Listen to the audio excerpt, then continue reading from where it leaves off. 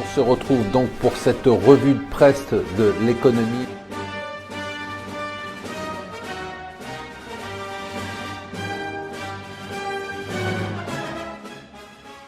Bonjour et bienvenue sur Mon Financier pour cette revue de presse de l'Écho. Nous sommes le jeudi 12 novembre et les Échos justement parlent de ce nouveau cafouillage gouvernemental. C'est le comeback de celui qu'on pensait avoir complètement enterré. C'est Jean-Marc Ayrault, vous savez, c'est l'homme qui a été Premier ministre de la France. Eh bien, le voilà qui revient avec une idée habituelle, c'est-à-dire qui a été adoptée, c'est-à-dire de réduire la CSG pour les ménages les plus modestes. C'est une bonne idée, c'est une idée qui part d'un bon sentiment.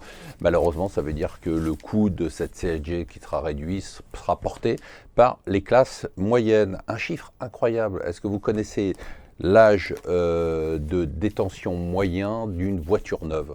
C'est 55,3 ans d'achat moyen, c'est-à-dire qu'en fait ce sont les seniors qui achètent les voitures neuves. Donc il y a, de la même façon que l'immobilier n'est pas accessible pour les jeunes, et bien la voiture neuve non plus n'est pas accessible pour les jeunes.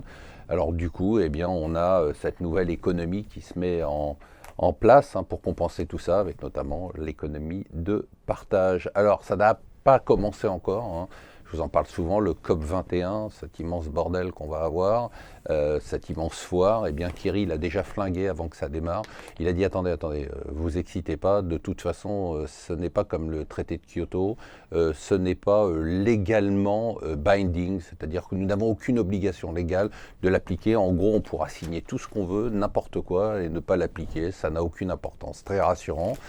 Un des membres de la Banque Centrale Européenne, Benoît Cœuré, dit quelque chose d'intéressant. Il dit si toute la politique de croissance repose uniquement sur la Banque Centrale Européenne, ça va mal finir, et c'est ce que je pense aussi. C'est-à-dire qu'aujourd'hui, on ne vit que sur la bulle des liquidités des banques centrales et il n'y a aucune réforme, et on l'a vu en France. Alors, vous auriez mieux fait d'acheter une Volkswagen diesel parce que ça commence à s'organiser. Il va y avoir des énormes compensations pour les malheureux qui ont acheté cette voiture et qui parlent de préjudice moral, mais aussi de préjudice à la revente. Il y a une class action qui commence en France, ça c'est nouveau, contre Volkswagen et qui sera même soutenue par l'ordre des avocats. Alors comment rentrer une société en bourse dans les meilleures conditions? On l'a souvent dit, c'est en ayant un prix d'introduction attractif. Amundi n'a pas eu le choix, mais elle est rentrée en bas de fourchette. Elle vaut donc, la société de gestion vaut donc 7,5 milliards d'euros et a levé 1,5 milliard d'euros. Ça va être intéressant. Quand ça devient difficile, c'est là qu'il devient meilleur. C'est Bolloré qui est chahuté, Vivendi qui perd 5,8% hier, qui a perdu jusqu'à 11% dans la journée sur des résultats qui étaient moins bons que prévu et surtout des interrogations sur l'évolution des abonnés de Canal+. Voilà, restez avec nous sur Mon Financier.